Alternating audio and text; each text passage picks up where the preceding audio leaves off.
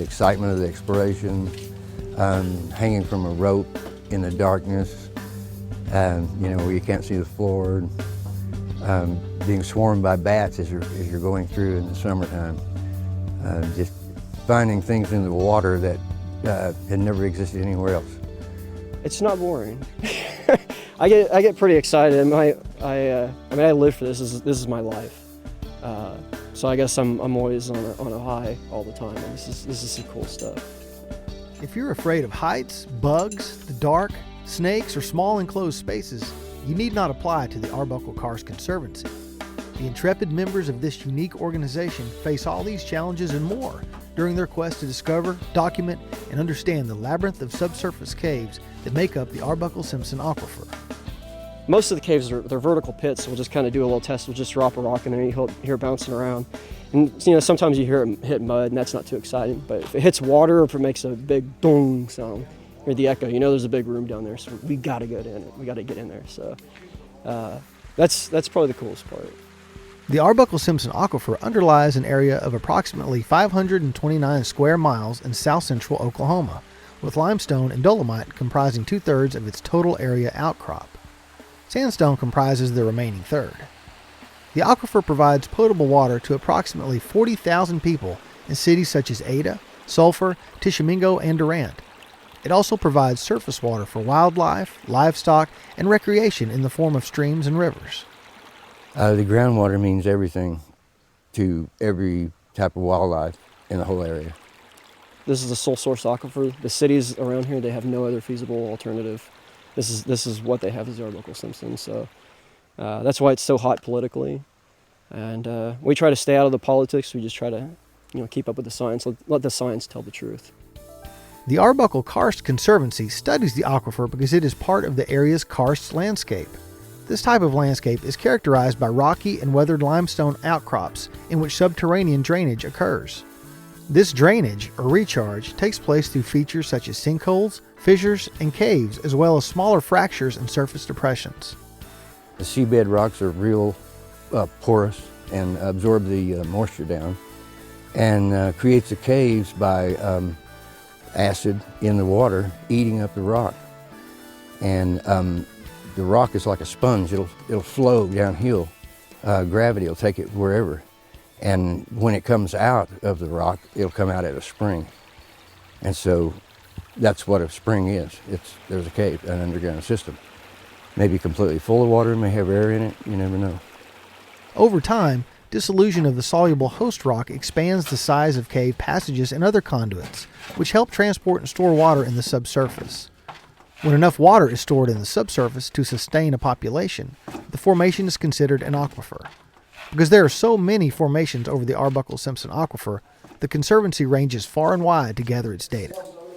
We go to Pontotoc County, Murray County, Carter County, there's some in Love County, and they're basically all in the Arbuckles.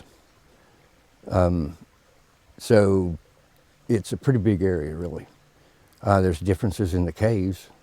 Some of the systems have really high water tables where others have really low water tables. And some of them have small caves and others have larger caves. Karst aquifers, like the Arbuckle-Simpson, are often extremely complex, and movement of water in the subsurface can be rapid and unpredictable, making it extremely challenging to understand. By exploring and monitoring these subsurface features, the Arbuckle Karst Conservancy can help quantify and qualify the life of the aquifer. We find what we call recharge areas that take water in from the surface, and they go down into a major system. And that major system is the cave. The other features feed that cave, all the water that comes out and feeds into the aquifer. So the aquifer is actually created by the cave systems, or kept nourished by them by taking the water in like that. Well, I will die before we ever find every single one of them. I mean, we're using all kinds of real high-tech techniques to find this stuff. I've got a lot of experience in remote sensing techniques. The area that we're looking at is, the density of caves is probably about 23.1 caves per 100 acres. But most people, they would walk right past them and never know they were there. A lot of them we dig the entrances out and we can go down in them. The Arbuckle Karst Conservancy maintains a database containing the locations of several hundred caves that lie atop the Arbuckle-Simpson Aquifer. Knowing the location of the caves, how they are distributed, where they occur, as well as their depths and other details, allows the group access into the subsurface to monitor changes in the subterranean environment. Caves are located on private land, and therefore the group's database is proprietary and exact specifications remain confidential. We share the data only with the landowners whose property we collect the data from. Property owners are very protective of their caves. They look at them as one of the coolest things on the property. I mean, it's like the highlight. If you have the biggest cave in the Arbuckles, that's going to be the highlight of your property as far as you're concerned, but you don't want somebody going down there and tearing it up, you know. Protection is very important. Some of the caves above the Arbuckle-Simpson Aquifer are as much as 100 feet deep. This requires members of the Conservancy to possess climbing and rappelling skills. Safety is paramount and strictly observed. Members must be aware of other potential dangers as well. It's one of the most dangerous areas because we've got so many different types of venomous snakes. I mean, we encounter rattlesnakes all the time. We're cool with rattlesnakes, but during the summertime, you cannot go in the caves in the Arbuckle Mountains because they'll fill up with CO2. When the overnight lows in the cave, the coldest it gets in the summertime, maybe like 72 degrees, the temperature in the cave will stay about 68 degrees, so you don't have that cold air dropping to circulate, so the air goes bad. And so we'll go down inside these things and carry little cigarette lighters with us, and we'll just strike a flame. If you can't get a flame going, there's not enough oxygen. But usually, I mean, we've gotten used to it. Your heart rate will increase, your breathing will increase, and you kind of know something's wrong. You're in a place where there's not enough oxygen. So I got bit by a rattlesnake back in 2008. So there's a vulture nest right there at the entrance, and I was trying to go around an egg, try not to disturb it. I went up around on this little ledge, and a rattlesnake got me on the finger, and it scared me pretty bad. But it didn't drop any venom. It must not have known what I was. It crawled up right there at the entrance, and I was back behind it, and as soon as it moved out of the way, I don't even remember running out. I think I flew out of the entrance. I was moving so fast. That's probably the scaredest I've been. Sometimes, falling rocks, that's pretty scary. But it's certainly not safe at all. I mean, we sign our lives away. We wear safety equipment, so. The karst of the Arbuckle Mountains is extremely complex because of uplifted, angled, faulted, and overturned beds. Determining subterranean flow paths is accomplished by studying the dip and strike of bedding, faulting, sources of input and output, utilizing tracer dyes, and by physically mapping accessible subsurface locations. In many cases, water that infiltrates into one site may be discharged at multiple springs, depending on the relative heights of the water tables. Right at the moment, there's no proof of what really happens, but we have an idea of what happens, and we think it's, springs come out at different elevations, and those are fed by higher systems. We don't know if spring A is connected to spring B, unless we do a dye test trace or something like that. And all the springs aren't connected as far as a dye trace goes. You couldn't put dye in one cave and expect it to come out of every spring in the Arbuckle Mountains. It probably wouldn't happen. During a rainstorm on karst, the sudden infiltration of water into the subsurface produces a pressure pulse that permeates throughout the system at near the speed of sound. There's so much water coming into all these little inputs on the surface, and they feed into a major cave system. And if you have 1 inch of rain on 1 acre of land, it's about 27,154 gallons. You're talking about 600 cubic feet of water per second just blasting out of a cliff face. To better understand the diversity and distribution of life in the subsurface, the Arbuckle Karst Conservancy carefully examines interior features of the subsurface to photo-document the families of fauna. The group takes notes on their physical locations and keeps a tally on the total numbers of each type of organism observed. The group maintains records to show how life is distributed in the subsurface, which also helps it to understand how the subsurface is connected.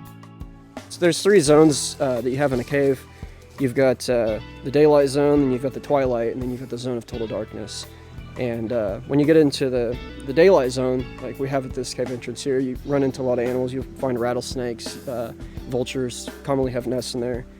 And when you get into the twilight zones, you'll start to see smaller organisms because it requires more energy to keep a larger organism alive, and there's limited nutrients within the cave. So you start finding stuff like little pill bugs, and you may find cockroaches and centipedes. And then when you get off into the dark zone, you start getting stuff like what we call troglobites and stygobites. The stygobites are aquatic animals. You know, they may have elongated appendages. They've evolved without pigment in their skin, without eyes. We found a few species that have been undocumented. The Oklahoma Biological Survey, they did a subterranean biodiversity project, and we helped out on that early on in 2009, and then we've just kind of kept it going since funds have run out for them. So we've kind of been doing our own project separately through the Arbuckle Karst Conservancy, and we found little diplurans, known as a two-pronged bristletail. We found three-pronged bristletails. None of those have been undocumented in the Arbuckle Mountains before. Some of the rock found in the Arbuckles is as much as 400 million years old. During their explorations, members of the Karst Conservancy have found prehistoric camel teeth and prehistoric bison bones. The caves themselves have been explored for many years, but the group estimates only about 60% of existent caves have been explored so far. There was a book at the library that talked about the original Arbuckle Mountains grotto. Jack Birch, Jim Papadakis, Ollie Schimmerhorn. There were several of others in the group, and they did the original exploration of the Arbuckles and mapped about 7 or 8 caves of decent size. The neatest thing would have to be the discovery of the last virgin decent cave in Arbuckle Mountains. We found it, and the original bunch didn't find it, and so we got to map it, name it, and everything, and that's got to be the high point right there. According to the Arbuckle Karst Conservancy, more than 25% of the world's population either lives on or obtains its water from karst aquifers. This particular group's mission is to preserve the unique geological, hydrological, biological, cultural, and recreational resources associated with karst by protecting the karst lands of the area on and around the Arbuckle-Simpson Aquifer. For its members, it's a labor of love. I guess I have an obsession with rocks and water. From a very early age, it's just fascinating. Everything else, rocks and waters is really cool. Hydrogeology is I'm fascinated by the science.